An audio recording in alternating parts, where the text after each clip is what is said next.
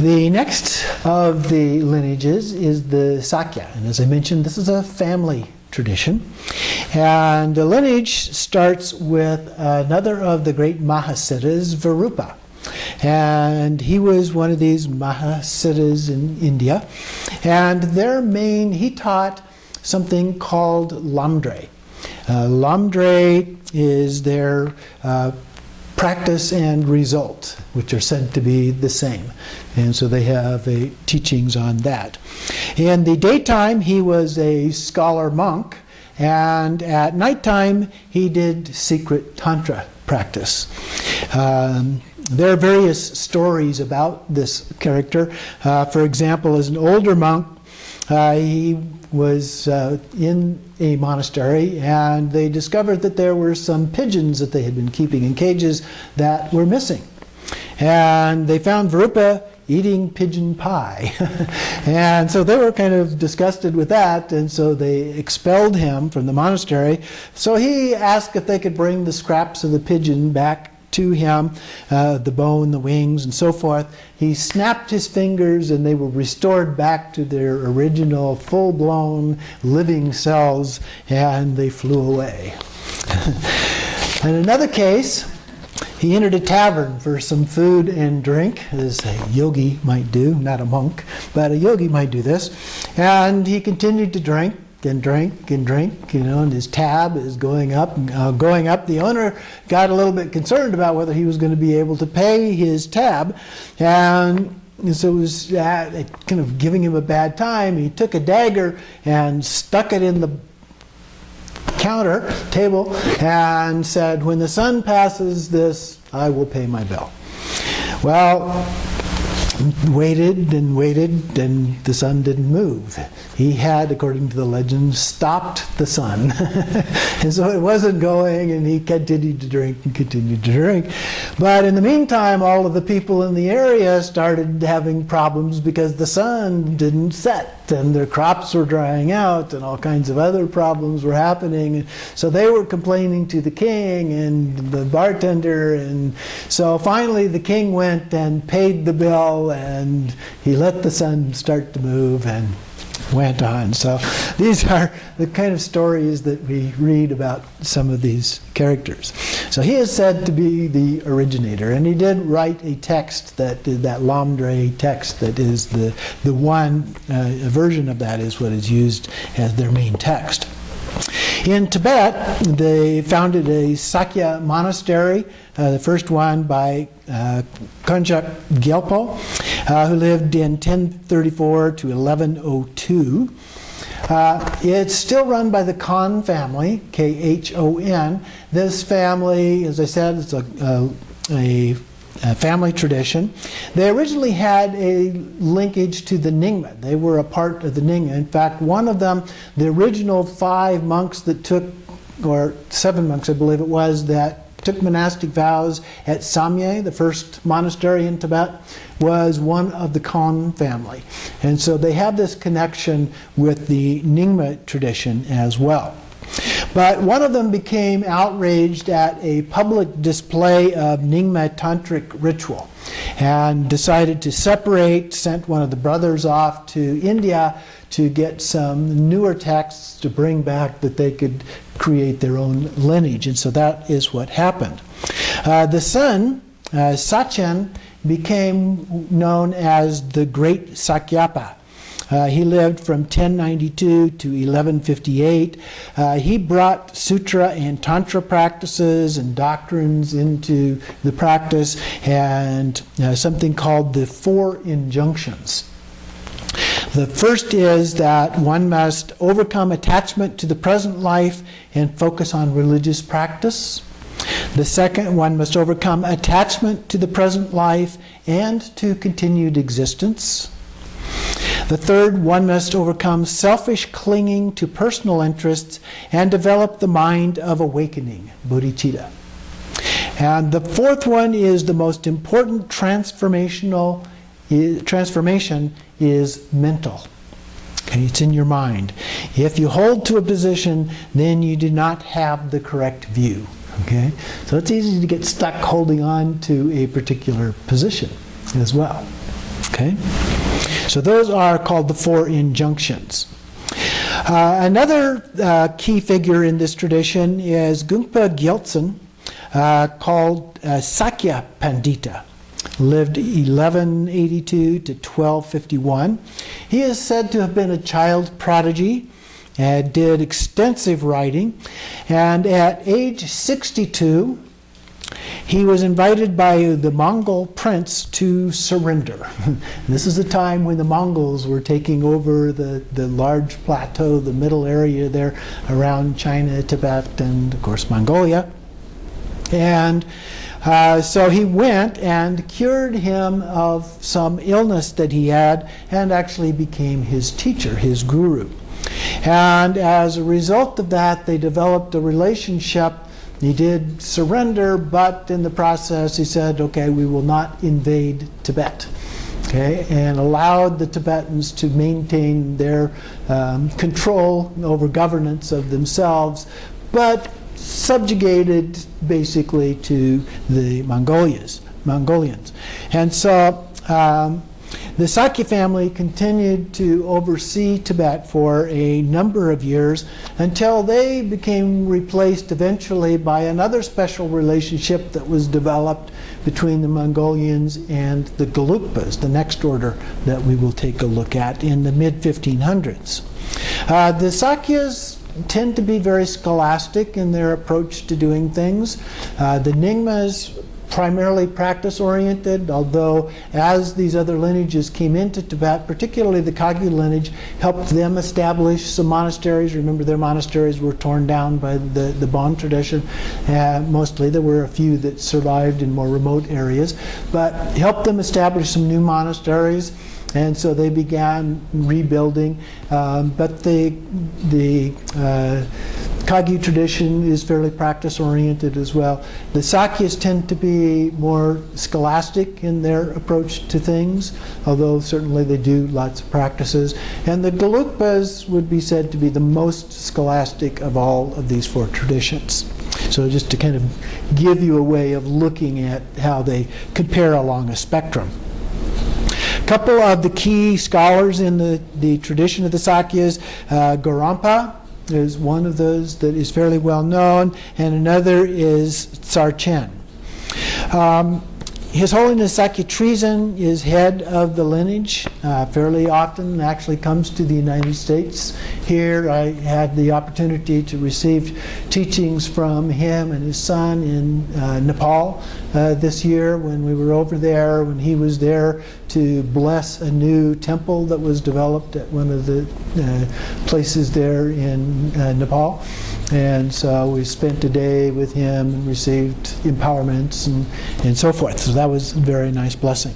Their main practices, I mentioned Lamdre, which traced back to the teacher in India, the Virupa.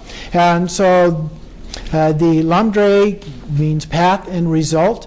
It's based on the Havadra Tantra, so the Havadra Tantra is their main tantra. There are two sections. There are what are called the initiate teachings for a small number of advanced students, so not everybody gets the full set of teachings in this tradition, and the general teachings, which is for the larger group of students. There are 5 stages in Lamdre. There's the initiation and interpretation of that experience, what the highest level is.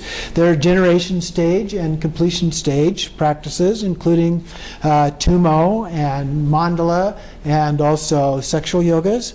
There is the training phase, and then there's the concluding practice with a tantric consort. But this only happens for the few that reach the very highest levels in this tradition. They also have something called the triple appearance. The triple appearance refers to phenomena as impure. It's an error in our understanding in the way that we view things. Experience in meditation, and pure appearance. So it's a little bit like the illusory body experience, where we have impure illusory body to pure illusory body. See that kind of transition. They also have something called the triple continuum, the undifferentiated basis, the path, and the result. And remember, they talk about the path and the result as being the same. So when we say undifferentiated basis, it's talking about it as being the same as the result. The path is the same as the result is the same as the path, and so forth. They're all the same. In Dzogchen, we see something very similar to that. And then finally, it has been a very closely guarded tradition, very secretive. They are the last of these four main traditions to begin sharing some of their texts, allowing them to be translated, giving public teachings, and so forth.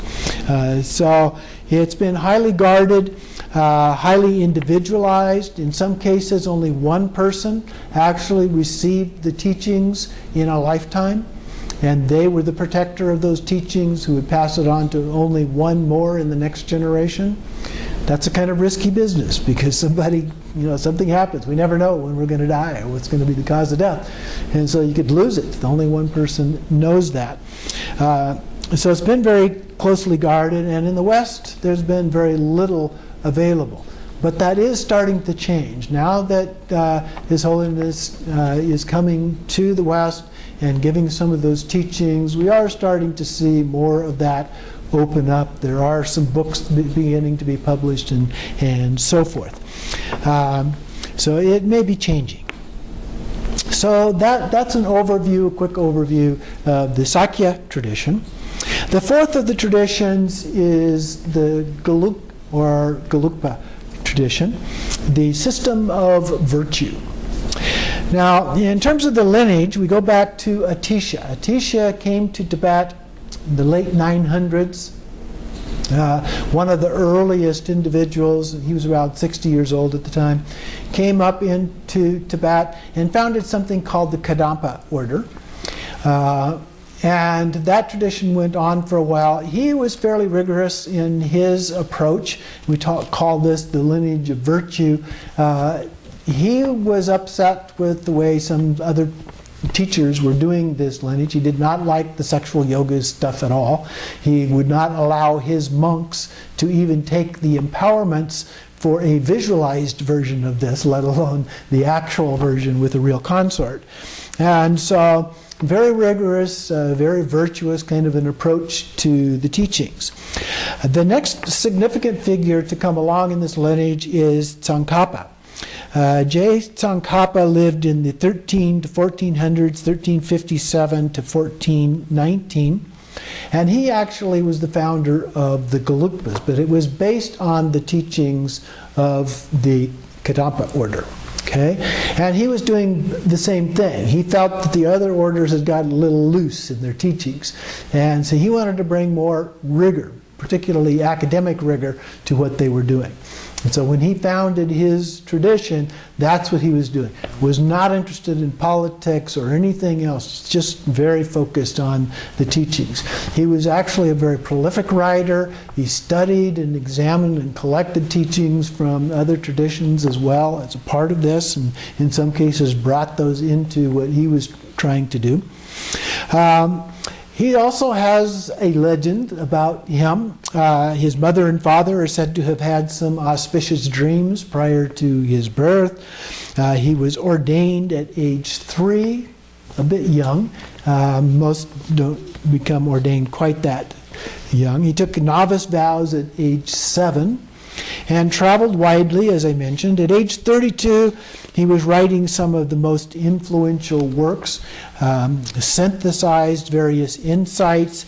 His two most important works are called The Great Exposition of the Stages of the Path, which is in several volumes, and The Great Exposition of Secret Mantra, which also has several volumes, so very prolific writer. He also is said to have preserved Kalachakra, which was at that time in danger of disappearing. It was most closely associated with another lineage called Jonang, which we'll talk a little bit about, but they were very closely linked to the Kalachakra lineage. And so he took some of their teachings and brought that in to preserve that. They spent long periods of time in meditative retreat, but only after long years, many years of study and practice in other forms before they would do these long retreats. It's not uncommon for them to spend as many as 23 years before receiving a geshe degree, for example, and not all of them get to that level. But it's a very long period of practice and study, particularly compared with the other traditions. His goal was to reform Tibetan Buddhism, these lapses in monastic discipline, what he called shoddy thinking, and decline of the tantric practice. So he was known as a scholar, meditator, philosopher. He integrated sutra and tantra with analytic reasoning and yogic meditation. So brought those together, founded the Ganden monastery in 1410, followed a strict Vinaya for the monks. That everything had to be done in exactly a certain way. Believed in comprehensive study, debate, reformed tantric practice in accordance with the vows of monks, the celibacy. Okay? So as we recall, there were kind of two traditions. There was kind of a yogi tradition, which practiced tantra with actual consorts, the Kama Mudra, and then there was a monastic tradition which followed the idea of the Jnana Mudra, the visualized consorts. But those got a little wishy-washy. Some of the monks, and the way that it visualized the monastic approach to celibacy sometimes became, if you don't have an orgasm, that's okay. That you're still celibate if you don't have an orgasm. So they would do the practices with an actual consort, Karma Mudra, but without orgasm. Well, he thought that they were getting a little bit too loose with their approach and how they were doing this, and so he wanted to change the way that it was done. So he emphasized the visualization aspect of that. Although interestingly enough, later on, he did say that if you want to attain enlightenment in this lifetime, you have to at least have done a Karma Mudra at least once. So you don't really need it. Once you've done it, you'll remember it. You won't have to do it again. But he is said not to have done even that. He decided instead of breaking his vows, he would wait until the time of death to achieve enlightenment.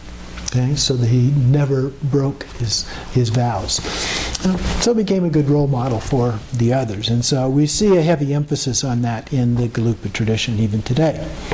He also is well known for having initiated a religious festival of Losar, the New Year, the Tibetan New Year. Losar had apparently been something that had been done previous, but had kind of fallen out of practice.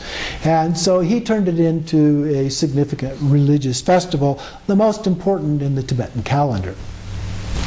And there was a rapid growth of the tradition, great expansion, and they began to gain in political power. Now, as I said, he was not interested in politics at all, but over time they began to be more influential as a part of that.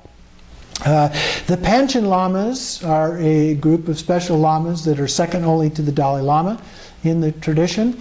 Now, the current Panchen Lama was kidnapped by China, and we don't have any idea where he is. The Chinese have named their own Panchen Lama, which the Tibetans don't accept. And the different levels of monks that they have, the novice monks, the full ordination as a gelong, which you have to be at least 20 years old to get that one. The program of study includes the Vinaya, these are the rules for the monks and nuns, the Abhidharma, which is the psychology, philosophy kinds of things, cosmology, teachings on epistemology and Madhyamaka, the middle way, the perfection of wisdom, or Prajnaparamita texts are also a part of that. Those are some of the main things that they study. The Geshe degree, which is the equivalent of a PhD, involves 15 to 25 years of study.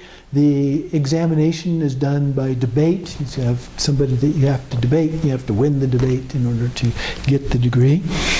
And then they also have another position that are known as tutors for the Dalai Lama. People who are very, very accomplished geshes who then become teachers for the Dalai Lama. There are junior teachers and senior teachers. They also have within the system postgraduate study. A very elaborate study, as I mentioned. Okay, so study, retreat, and then the tantric, the actual tantric training. They also have abbots who are given the title of Rinpoche. The title Rinpoche is used in different ways in the tradition, usually given to a fairly high lama. The title lama is usually given when you complete a 3-year retreat. The 3-year retreat is 3 years, 3 months, and 3 days. And so a formal title of Lama is again there. Lama means teacher, so it's also used in a rather loose way. Anybody who's a teacher is sometimes called the Lama as well. But the title Rinpoche is kind of a step up from Lama. So those are the ones that are the higher level of teacher. But it's an honorific term. It's usually not tied to a specific action as is referred to here, where somebody is an abbot. My title of Khenpo also basically means abbot, so as the head of the organization, Khenpo is that. Khenpo also sometimes refers in the other traditions to the equivalent of the Geshe degree. So although the rigor is not quite as strenuous, if you will, for that level of accomplishment. In terms of practices, the practices include the stages of the path called Lamrim. So Lamrim. They have 3 features as a part of this: the intention to leave cyclic existence, the intention to achieve enlightenment for all sentient beings, kind of the Bodhisattva vow, and the correct view of emphasis. So emphasis here is on Sutra and Tantra. And they put an even emphasis, I would say almost more emphasis on Sutra. They have caused the other traditions to rethink some of their own practices, and you see even more emphasis on Sutra, which goes back more to the earlier Indian teachings among all 4 traditions now than we have seen before, where the emphasis previously was much more toward the Tantra end. So it's more of a balance now. Though in Gelugpas, as I said, it appears to me that they're moving even more towards the Sutra end of things. Some other things, development of complete, genuine compassion is an important part of this. The nature of mind, clear light, as well as impermanence. There is a sense of intention and urgency, the faults of cyclic existence, and those are key parts of the teachings. We see these in the 4 thoughts that turn the mind that all of the traditions use, where we focus on impermanence and death as a part of this, as well as the faults of samsara, the various forms of suffering and so forth are part of those teachings.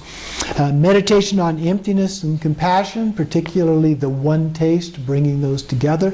We've said that when we achieve ultimate realization of Buddhahood, those become unified together in one taste.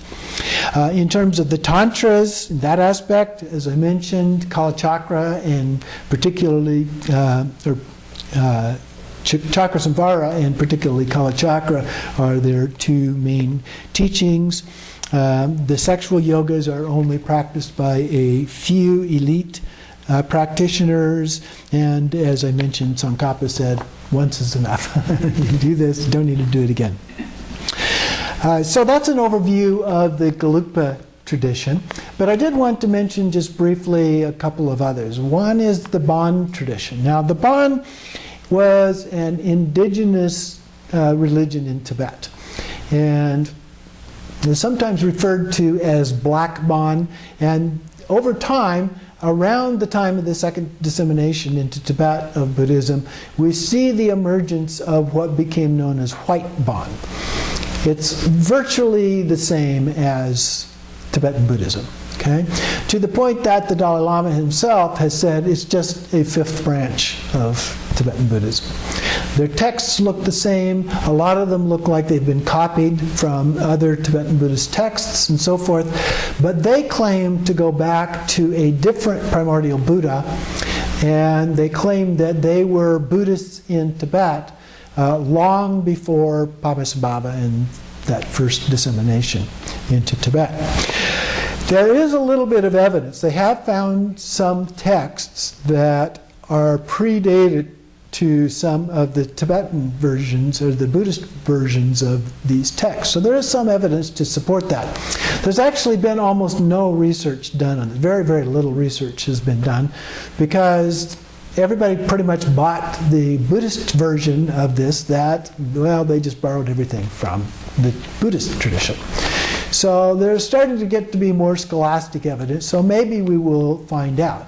And of course, it is entirely possible that there was an earlier dissemination of Buddhism into Tibet.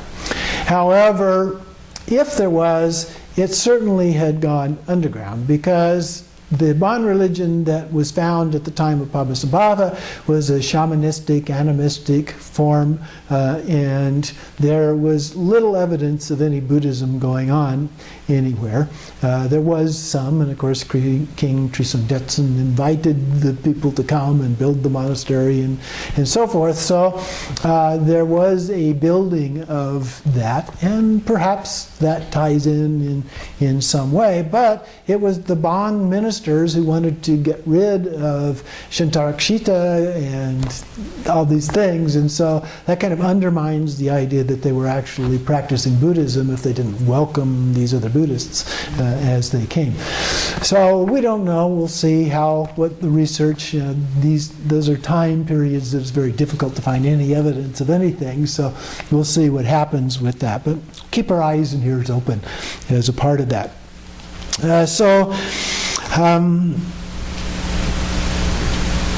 One other point in terms of the text, they also tend to use slightly different names in their texts from the Buddhist text. That kind of differentiates them. And finally, the last thing I wanted to mention regarding this tradition is that they are actually the source of many things that characterize what we think of as Tibetan Buddhism. The unique characteristics. Prayer flags come from the Bon tradition. Prayer wheels come from the Bon tradition. The fire or smoke offerings, the pujas that we do, come from that tradition. The various masks and the dances and so forth are also associated with this tradition. So they've had a tremendous influence on some of the more colorful aspects of what we recognize today as Tibetan Buddhism. And finally, the last one that I wanted to mention just briefly is the Jonang tradition. As I mentioned, it was most closely associated with the Kalachakra tradition. Well, they had a fair amount of influence. It was never a really big tradition, to the best of my knowledge, but it did have some influence, particularly with this Kalachakra Tantra. And the Gelugpas, Tsongkhapa brought it into their tradition, wanted to retain it and keep it from dying away.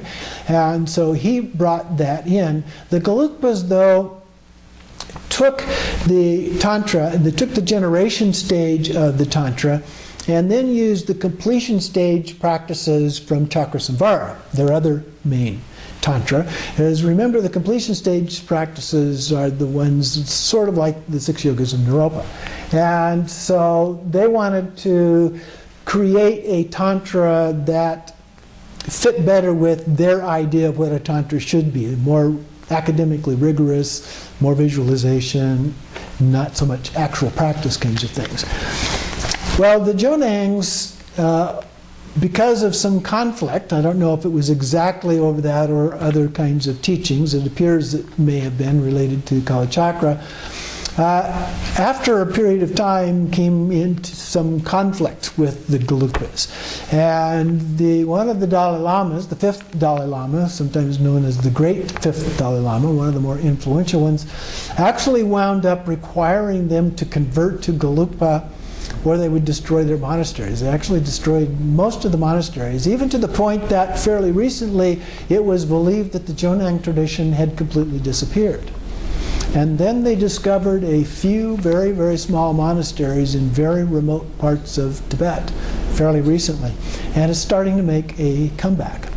And they've even made a formal request to the Dalai Lama to be recognized as their own branch of Tibetan Buddhism. So we'll see what happens with that one. It's interesting, particularly because the Dalai Lama has made Kalachakra such an important part of the Gelugpa tradition, and here you have kind of the root source of much. There's actually two formal sources of that, two lineages out of India of that, and this is one of those. One of them tends to be associated more with the generation stage, and the other primarily with the completion stage. But we'll see what happens again with this, another development in the process of lineages within the tradition. So that then concludes the overview of these four major and at least two somewhat lesser in terms of influence traditions, but that have had a growing influence even in the West. So important to be aware of.